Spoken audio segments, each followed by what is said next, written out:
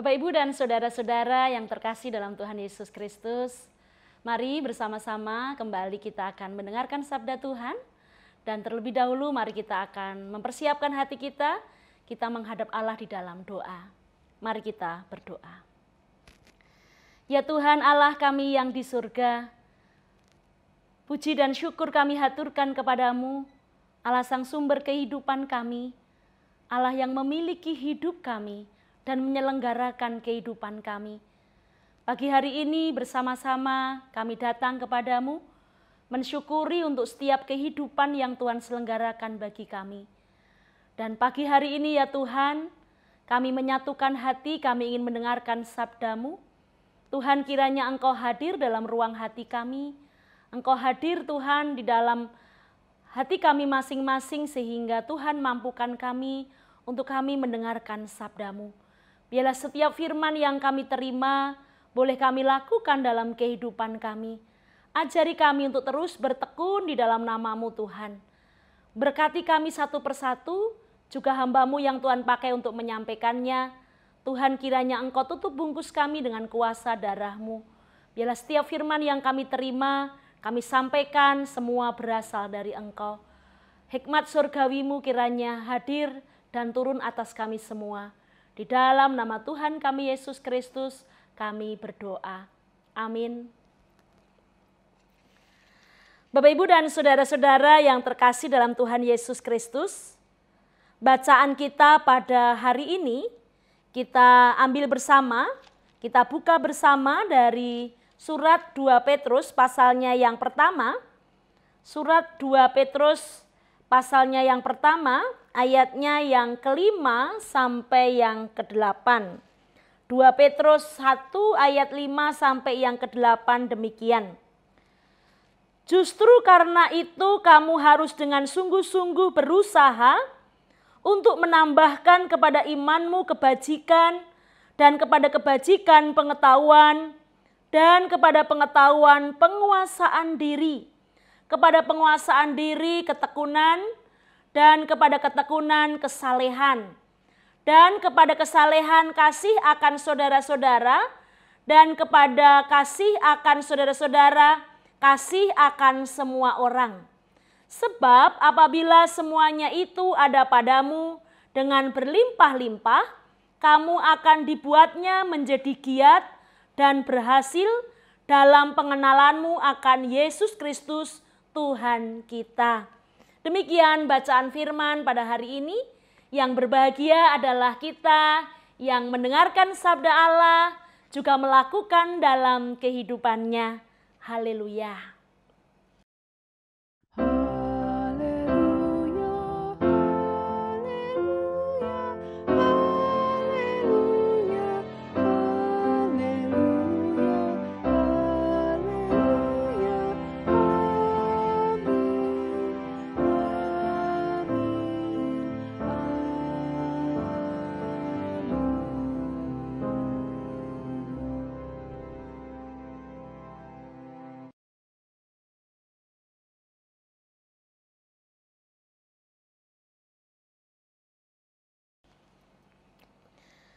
Bapak, Ibu, dan saudara-saudara yang dikasihi Tuhan Yesus Kristus, selamat pagi.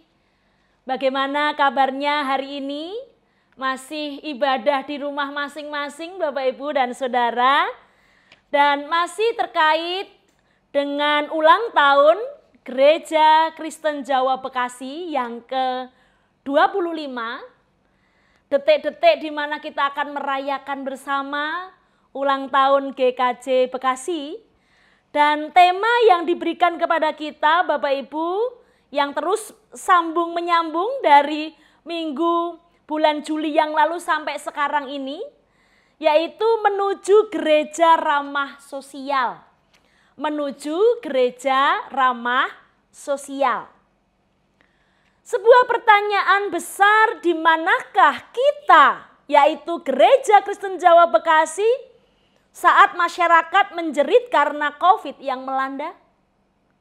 Saat banyak orang menjerit karena mereka di PHK dari pekerjaannya? Saat tidak ada orderan lagi yang menghampirinya? Saat anak menangis meminta uang saku untuk sekolah Dan saat di rumah sudah tidak ada persediaan beras untuk dimasaknya. Saudara-saudara, pandemi menjadi tantangan bagi kita semua. Saat kita juga mengalami dan terkena dampak. Tetapi kita harus merespon saudara-saudara kita yang terkena dampak COVID dalam diri mereka.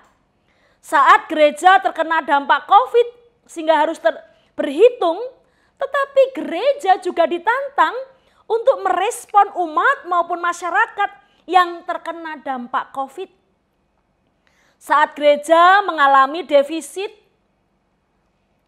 ekonomi, tetapi banyak hal yang harus ditanggung karena banyak dari jemaat dan masyarakatnya yang membutuhkan. Lalu bagaimana kita merespon karya Tuhan yang dinyatakan melalui COVID-19 sekarang ini? Apakah kita hanya terdiam dan sibuk memperhatikan diri sendiri? Atau kita tetap mengelola apa yang diberikan Allah kepada kita dengan peduli terhadap masyarakat sekitar kita? Menuju gereja yang ramah sosial berarti kita harus peduli dan berani melihat apa yang terjadi di masyarakat kita. Tidak hanya saudara yang terkena dampak COVID, tetapi saudara-saudara yang terkasih, banyak juga saudara-saudara yang tersingkirkan dan tidak dianggap keberadaannya, yaitu saudara-saudara difabel. Dalam kebutuhan khusus mereka harusnya menjadi perhatian kita. Apakah gereja sudah menyediakan sarana prasarana yang dibutuhkan oleh mereka yang mempunyai kebutuhan khusus dalam hidupnya? Bukankah mereka juga mempunyai kebutuhan yang sama untuk bertemu dengan Allahnya melalui sebuah ibadah di gereja, di tempat kita boleh menghadap Allah dalam hidup kita? Bapak, Ibu, dan saudara-saudara yang terkasih dalam Tuhan, melalui 2 Petrus 1 ayat 5-8, kita menerima panggilan hidup di mana kita diajak mengambil bagian dalam kodrat ilahi dan luput dari hawa nafsu duniawi yang membinasakan dunia.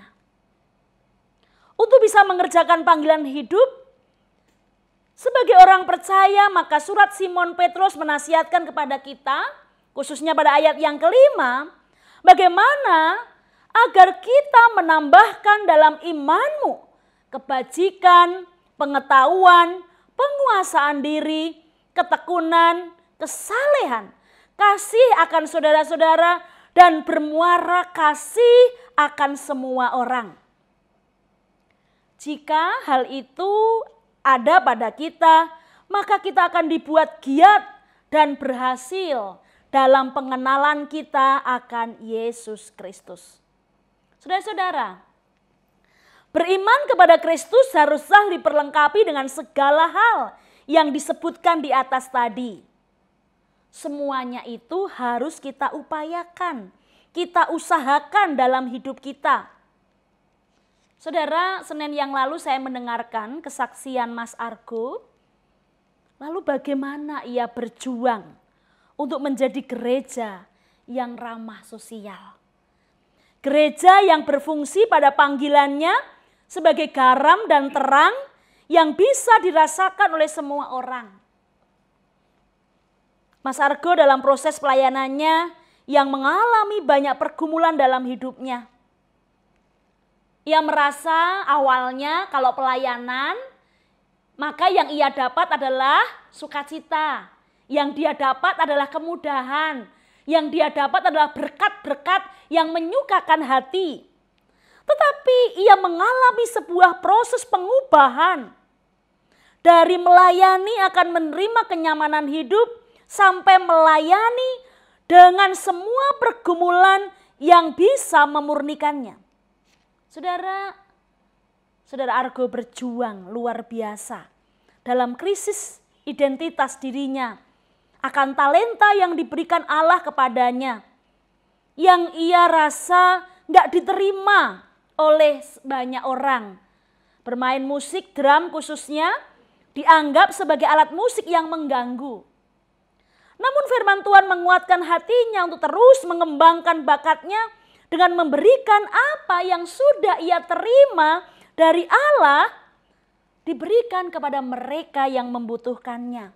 Diberikan kepada anak-anak generasi berikutnya. Untuk apa? Mereka yang ingin bisa untuk memainkan musik, untuk memuliakan nama Tuhannya. Saudara-saudara, hal kecil yang diberikan saudara kita Argo, memberikan hal yang luar biasa bagi orang lain dan dirinya sendiri. Dan satu kalimat yang saya catat, dikatakan begini, melayani berarti menyerahkan dirinya secara menyeluruh dalam seluruh aspek hidupnya.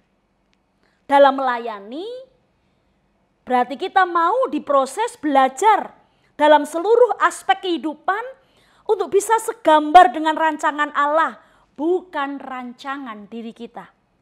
Sehingga panggilan hidupnya sebagai garam dan terang dapat berfungsi dan keberadaannya dirasakan oleh banyak orang.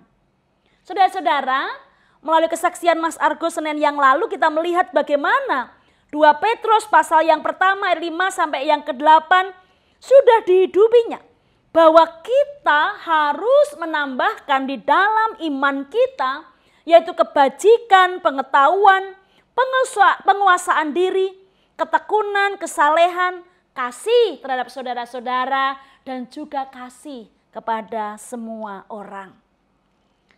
Saat kita mengikuti kodrat ilahi, maka bukan ukurannya untung dan rugi untuk diri kita yang menjadi ukuran.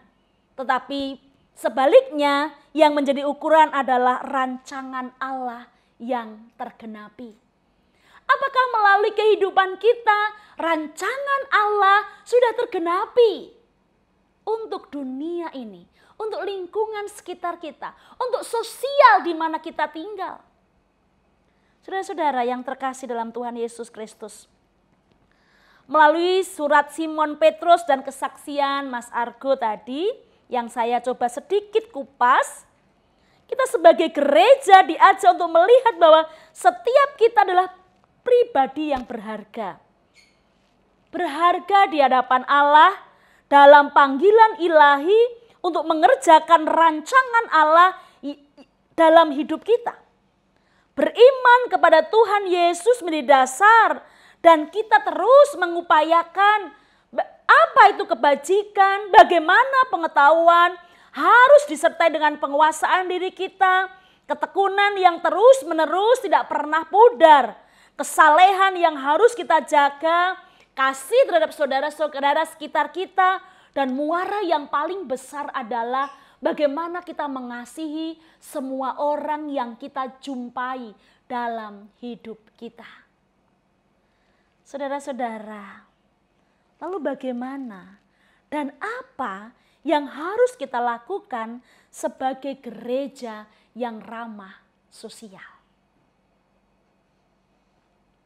Yang pertama, saudara-saudara, dari 2 Petrus 1 ayat 5 sampai yang ke-8 ini, kita diajak sadar akan panggilan kita untuk ambil bagian dalam kodrat ilahi dan luput dari hawa nafsu duniawi.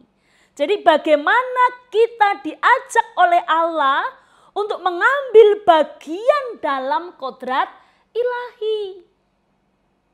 Walaupun kita hidup di dunia, tapi kita diajak ambil kodratnya ilahi yang tidak bisa binasa oleh hal-hal duniawi. Masalahnya adalah, tantangannya adalah hal-hal duniawi yang sering membawa kepada kita untuk menjauhi kodrat ilahi itu. Menghindari kodrat ilahi yang seharusnya kita pegang dan kita miliki dalam panggilan hidup kita.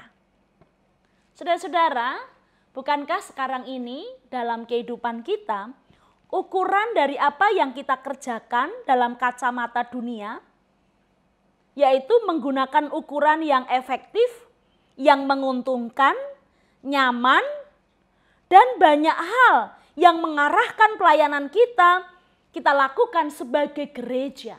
Jadi pelayanan itu yang penting efektif gitu ya, yang penting menguntungkan, lalu yang penting nyaman. Kalau aku nggak nyaman, ngapain aku melayani di situ? Wong saya nggak nyaman. Saudara-saudara, ukuran itulah yang kita ambil. Padahal ukuran itulah yang membawa kepada kita kehancuran dunia ini. Orang hanya melihat kepentingan-kepentingan dirinya. Bukan dalam karya Allah. Bukan dalam pekerjaan Tuhan. Bukan menggunakan kodrat ilahi yang berasal dari Allah sendiri. Saudara-saudara yang terkasih, kita diingatkan betul bagaimana kita diajak dalam panggilan hidup kita mengambil bagian dalam kodrat ilahi. Itu yang pertama. Yang kedua, Bapak Ibu dan saudara-saudara yang terkasih, jika kita mau menjadi gereja yang ramah sosial, maka kita harus bisa membaca apa yang dibutuhkan lingkungan sekitar kita. Kalau COVID ini gitu ya, menuntut kita dalam mengikuti sebuah perubahan yang besar. Coba bayangkan Bapak Ibu yang terkasih. Dulu perjumpaan itu secara fisik itu sesuatu yang sifatnya sangat-sangat penting. Tetapi sekarang ini ketika hal itu tidak bisa dilakukan, lalu apa yang harus kita lakukan? Lalu yang dilakukan adalah perjumpaan virtual. Kerja pakai perjumpaan virtual, pelayanan pakai perjumpaan virtual. Saudara-saudara yang terkasih, itu yang harus kita lakukan. Dan ini sebuah perubahan yang besar yang harus disikapi oleh gereja. Saat kita nggak bisa bersekutu di gereja secara fisik, apakah lalu persekutuan kita menjadi hilang? Apakah persekutuan kita di dalam Tuhan Yesus Kristus lalu tidak ada bekasnya? Enggak, saudara. Walaupun persekutuan fisik kita nggak terwujud, tetapi persekutuan-persekutuan yang lain itu bisa kita lakukan. Jadi persekutuan, yaitu ibadah di gereja, itu hanya mewakili salah satu bentuk nyata sebuah persekutuan. Tapi persekutuan kita sebagai anak-anak Tuhan itu lebih luas dibandingkan hanya sekedar ibadah di gereja. Kehadiran Tuhan bisa kita rasakan dimanapun kita berada. Melalui apa yang sedang kita kerjakan. Apa yang sedang kita jumpai dalam kehidupan kita. Bapak Ibu dan saudara-saudara yang terkasih dalam Tuhan Yesus Kristus. Kalau GKJ Bekasi sekarang ini atau menghadapi COVID ini ketika pembinaan iman tidak bisa dilakukan secara perjumpaan baik di kelompok maupun di gereja masing-masing begitu. Tetapi GKJ Bekasi mencoba menyapa dalam pembinaan iman terhadap umat melalui Bukit Sion GKJ Bekasi dengan berbagai bentuk dikemas dalam berbagai bentuk sapaan-sapaan pembinaan iman dilakukan. Dan ini dalam rangka menyambut tantangan COVID yang ada di hadapan kita. Tidak hanya itu saja. Saat jemaat, saat masyarakat mengalami begitu banyak pergumulan akibat kena dampak COVID. Lalu gereja di dalam keterbatasannya. Ketika gereja mengalami apa yang dimaksud defisit secara ekonomi sekalipun. Tapi gereja tidak harus berhenti untuk bergerak. Gereja terus bergerak untuk menjawab pergumulan-pergumulan yang ada. Melalui kelompok-kelompok yang ada, kepedulian dibangun. Gereja peduli terhadap sesama, peduli terhadap saudara-saudara seiman di anggota gereja yang lain. Saudara-saudara yang terkasih dalam Tuhan Yesus Kristus. Apakah kalau kita sudah mengasihi saudara kita yang seiman, apakah kita juga bisa mengasihi saudara kita secara luas, seluruh saudara kita yang kita jumpai? Bukankah di sana juga banyak saudara, orang-orang disabilitas, orang-orang dalam kebutuhan khususnya juga pengen ibadah di gereja kita? Apakah gereja juga sudah mewakili saudara-saudara kita disabilitas, memberikan sarana prasarananya? Apakah kita juga sudah peduli terhadap organisasi-organisasi gereja yang mengemban panggilan untuk menemani, mendampingi teman-teman disabilitas di sana. Misalnya saja Bapak Ibu dan Saudara saya sebut namanya gitu ya, Dwi Tuna Rawinala. Apakah kita juga sudah peduli dengan mereka? Bapak Ibu dan Saudara-saudara, sosial kita dengan berbagai tantangannya, dengan berbagai kebutuhannya, dan kita gereja baik secara pribadi maupun secara organisasi diajak untuk apa? Diajak untuk ramah terhadap sosial kita. Nah kalau ramah berarti kita harus tahu memetakan apa yang menjadi kebutuhan sosial kita. Itu yang kedua saudara. Ya kalau kita ada di dunia ini ingin menjadi gereja yang ramah sosial, tapi kita nggak ngerti kebutuhan sosial kita, bagaimana mungkin kita bisa menjawab kebutuhan mereka? Saudara, itu yang kedua. Yang ketiga, saudara-saudara yang terkasih, kalau kita diajak masuk dalam kodrat ilahi, itu berarti yang kita kerjakan adalah misinya Allah. Yang kita kerjakan dalam kehidupan kita sebagai gereja bukan untuk kepentingan diri kita sendiri. Apakah ketika gereja membantu masyarakat sekitar, kita berbicara soal untung rugi? Apakah kalau kita defisit, lalu kita gak bisa melakukan apapun? Lalu apakah gereja menjadi milik pribadi-pribadi? Lalu apapun yang dikerjakan, lalu hitungannya adalah ini bisa atau tidak sesuai dengan ukuran kita. Bukankah kita sedang mengukur Tuhan di dalam kehidupan kita bergereja? Saya percaya banyak hal yang bisa kita kerjakan, Bapak Ibu dan saudara-saudara. Saat kita mau lihat misinya Allah itu luar biasa. Misinya Allah nggak hanya GKJ Bekasi, tapi misinya Allah adalah dunia ini. Merasakan kasih Tuhan yang sejati. Kalau misinya Allah adalah besar, maka yang diberikan kepada kita juga sesuatu yang sangat besar. Kalau saat ini kita sedang defisit Bapak Ibu dan Saudara, tidak berarti kita berhenti untuk memberikan kepada mereka apa yang menjadi kebutuhan mereka. Tidak berarti lalu kita mengukur semuanya dengan ukuran manusia, lalu ini bisa atau tidak, ini menguntungkan gereja atau tidak. Enggak Bapak Ibu dan Saudara. Bahkan seringkali ketika kita punya sekalipun, lalu kita katakan kita sedang kekurangan, kita sedang defisit, maka kita gak boleh melakukan banyak hal untuk menolong orang-orang sekitar kita. Saudara-saudara, jangan takut ketika kita mengerjakan misinya Allah. Karena apa yang dibutuhkan, maka semuanya akan diperlengkapi oleh Allah. Yang penting bagaimana kita bisa mengelola apa yang diberikan Allah kepada kita.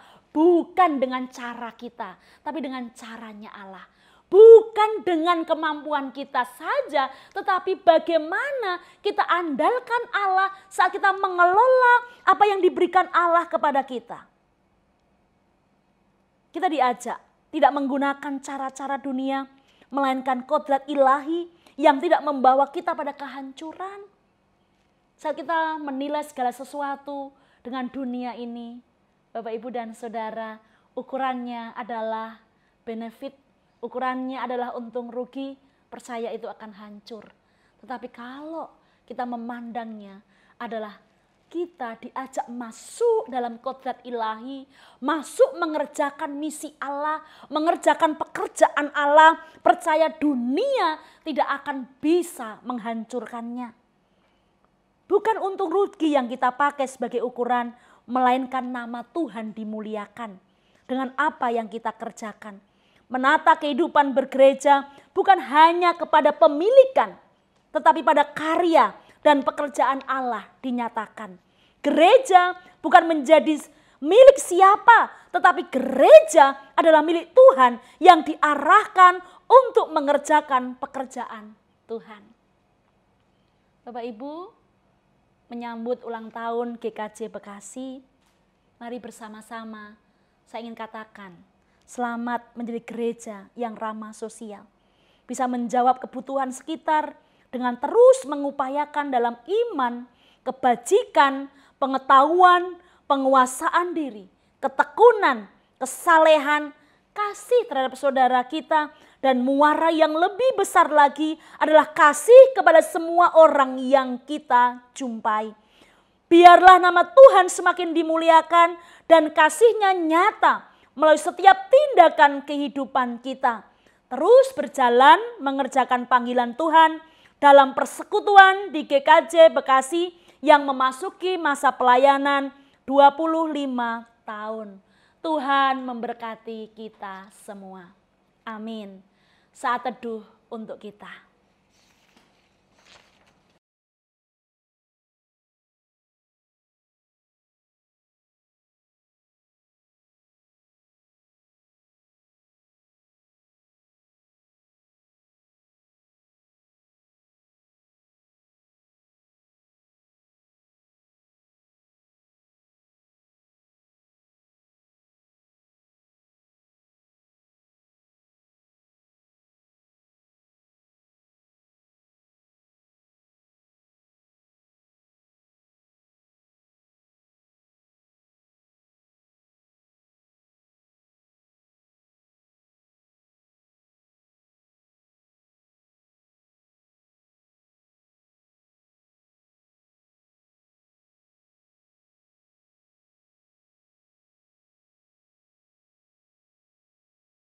Bapak, Ibu, dan saudara-saudara, mari bersama-sama kita tundukkan kepala kita.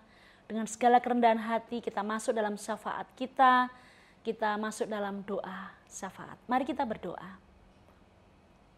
Ya Tuhan Allah kami yang di surga, puji dan syukur kami haturkan kepadamu. Allah sang sumber kehidupan kami, Allah yang besar, Allah yang bertahta dalam kerajaan surga, dan Allah yang senantiasa kami muliakan. Tutup bungkus kami Tuhan dengan kuasa darah-Mu. Tudung perlindungan Allah menaungi kami saat kami boleh datang dalam kesepakatan menghadap Engkau saat ini. Pembentengan kiranya Engkau terus berikan bagi kami semua di dalam kondisi COVID sekarang ini ya Tuhan. Engkau layakkan kami untuk datang, pengampunan kiranya Engkau memberikan kepada kami sehingga kami boleh Tuhan layakkan. Ya Bapa, kami berdoa membawa seluruh pergumulan saudara-saudara kami ya Tuhan. Kami membawa saudara-saudara kami yang sedang sakit. Tuhan kiranya tangan-Mu yang kudus menjamahnya. Tuhan memberikan kekuatan, Tuhan memberikan pemulihan, dan Tuhan memberikan kesembuhan buat saudara-saudara kami yang sakit. Upaya-upaya yang dilakukan oleh saudara kami yang sakit maupun keluarga, kiranya Engkau memberkati, sehingga saudara kami boleh merasakan jamahan tangan-Mu yang kudus, kesembuhan dan pemulihan yang dari Engkau saja. Bapak, kami juga berdoa untuk saudara-saudara kami yang bergumul dalam keluarga mereka, dalam komunikasi suami istri, dalam ekonomi, pekerjaan, usaha, dan dalam berbagai-bagai pergumulan yang dirasakan saudara-saudara kami. Kiranya Engkau berkati rumah tangga mereka. Engkau tutup bungkus mereka dengan kuasa darah-Mu. Tuhan limpah-limpahkan berkat sukacita buat saudara-saudara kami. Sehingga dalam pergumulan sekalipun kami boleh merasakan bagaimana campur tangan Allah di dalam kehidupan saudara-saudara kami. Tuhan, kami juga berdoa untuk saudara kami yang sedang bergumul untuk mendapatkan pasangan hidup. Saudara kami yang sedang bergumul untuk mendapatkan pekerjaan. Saudara kami yang sedang di PHK dan sedang bingung bagaimana menata kehidupannya. Dan berbagai-bagai pergumulan yang dirasakan. Bahkan keluarga-keluarga yang merindukan momongan. Tuhan Yesus, biarlah dengan setia saudara-saudara kami tetap menantikan pertolongan Tuhan dalam kehidupan mereka. Jawaban-jawaban Tuhan dalam setiap doa mereka, harapan dan permohonan mereka. Tuhan, kami juga berdoa ya Allah, kiranya Engkau memberkati anak-anak-Mu Tuhan dalam belajar mereka. Saat mereka tidak bisa berjumpa melalui perjumpaan fisik, namun mereka belajar di rumah melalui virtual, kiranya Engkau berkati. Biarlah Tuhan kejenuhan-kejenuhan yang ada, bila Tuhan bisa gantikan menjadi sesuatu yang menyukakan hati mereka. Tuhan sendiri yang memberikan penghiburan, kekuatan bagi anak-anak kami dalam meraih masa depan mereka. Tuhan, kami juga berdoa untuk GKJ Bekasi. Berkati GKJ Bekasi menjadi gereja yang ramah sosial, sadar akan panggilannya dan mengerjakan dengan giat apa yang menjadi panggilan hidupnya dalam kodrat ilahi, mengerjakan pekerjaan ilahi Tuhan. Walaupun tantangan begitu besar di dalam masa-masa COVID ini Tuhan, saat gereja kami defisit, kami juga masih harus peduli terhadap sesama kami. Saat gereja kami mengalami pergumulan dan harus ditata, namun kami percaya semuanya tidak membuat kami takut. Tapi kami percaya kepadamu bahwa Engkau akan memberikan kecukupan bagi kami. Berkati gereja kami ya Tuhan. Berkati Indonesia dalam pergumulan-pergumulan yang dialaminya. Bagaimana Indonesia dalam mengelola, mengatasi COVID ini Tuhan. Dengan segala dampak yang diakibatkannya. Tuhan Yesus, biarlah hikmat Tuhan senantiasa hadir untuk para pemimpin bangsa kami. Untuk semua yang terlibat dalam kehidupan berbangsa dan bernegara. Sehingga sungguh-sungguh Tuhan, upaya ini tidak hanya menjadi upaya pemerintah saja, namun kami semua masyarakat Indonesia juga benar-benar berupaya dengan bersama-sama mematuhi protokol yang ada ya Tuhan. Sehingga kondisi ini boleh segera dipulihkan dan nama Tuhan dimuliakan. Juga kami berdoa untuk para pemimpin bangsa kami, kiranya Engkau berkati sehingga boleh memimpin bangsa kami dengan baik. Garda utama Tuhan untuk mengatasi COVID kiranya Engkau berkati para tim medis, para dokter, semua perawat, dan kami semua yang terlibat di dalam penanggulangan COVID kiranya Engkau berkati. Tuhan, kami mau serahkan setiap kami, pribadi lepas pribadi ke dalam tangan kuasa-Mu, dalam rupa-rupa pergumulan yang kami alami, di dalam masalah-masalah yang kami hadapi.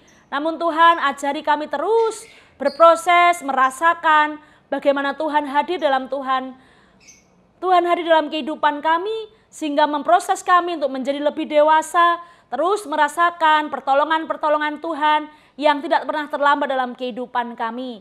Semuanya Tuhan, pergumulan kami, baik syafaat kami maupun pribadi kami taruh ke dalam tangan kuasa-Mu. Doa kami Tuhan sempurnakan, kami panjatkan, kami naikkan di dalam nama Bapa dan Putra dan Roh Kudus. Amin.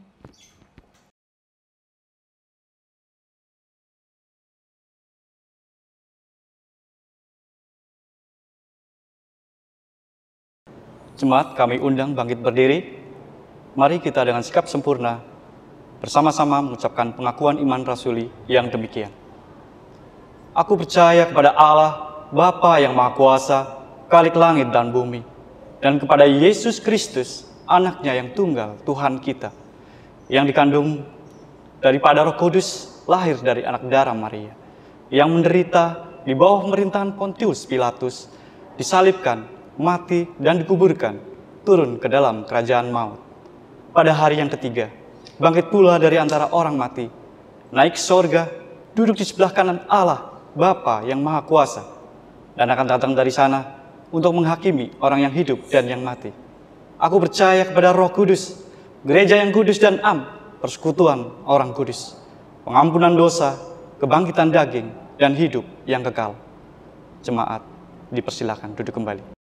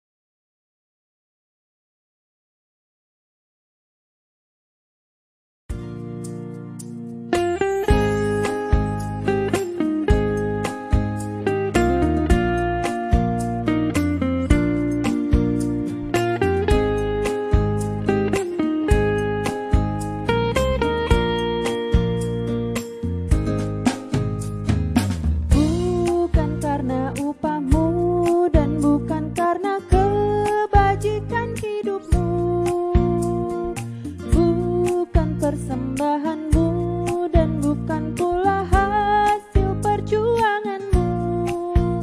Allah mengampuni kesalahan umatnya oleh karena kemurahannya. Melalui pengorbanan putra tunggalnya ditebusnya dosa manusia.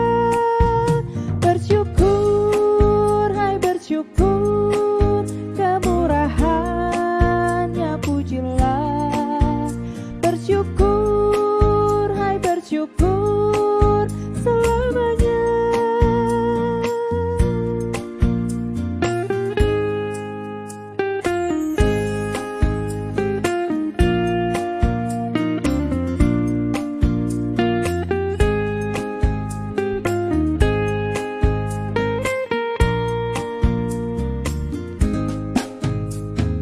Janganlah kau bermegah dan jangan pula meninggikan dirimu.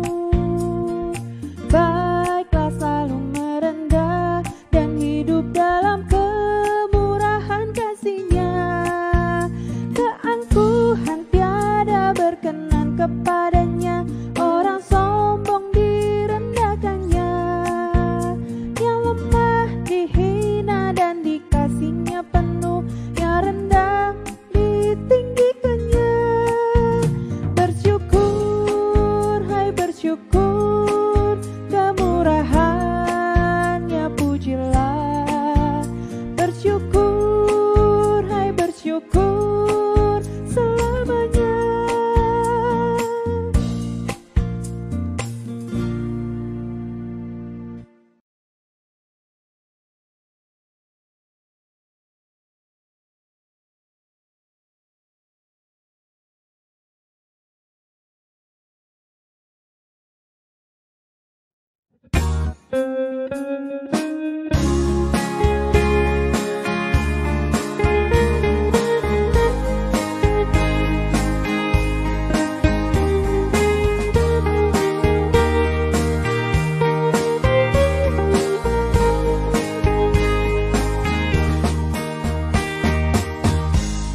Sekalipun diriku dapat berkata-kata dengan semua bahasa,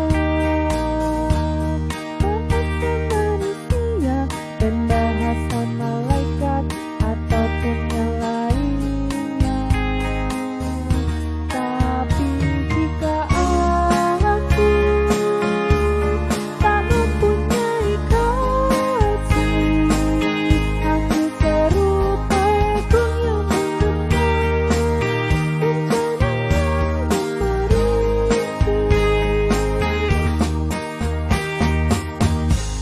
sekalipun diriku memiliki karunia bernubuat, sekalipun diriku punya iman sempurna untuk memindahkan gunung. Tapi jika aku tak mempunyai kasih, tiada berguna lagi diriku, tiada berguna diriku. Sekalipun diriku membagikan semua harta yang kumiliki, bahkan aku serahkan tubuh jiwa ragaku, dibakar pun ku sudi. Tapi jika aku tak mempunyai kasih, tiada berguna lagi diriku, tiada berguna diriku.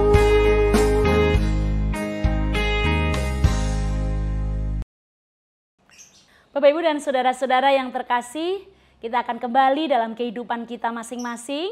Marilah kita membawa sukacita kita, terus biarlah kita menerima berkat yang dari Tuhan, sehingga mari kita mengarahkan hati kita kepada Allah, arahkanlah hati, pikiran, dan roh kita kepada Tuhan, dan kini terimalah berkat Tuhan.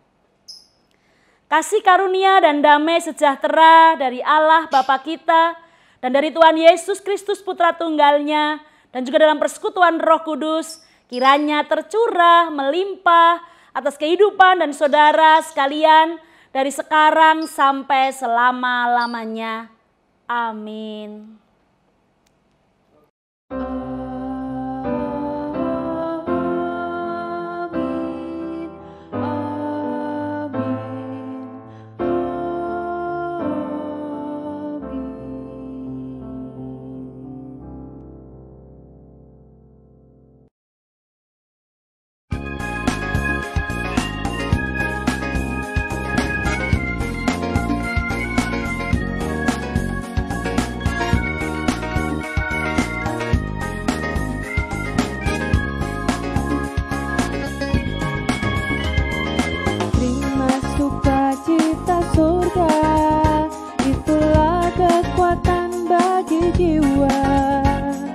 Dapat rasakan kasih-Nya di tengah badai yang bergelora.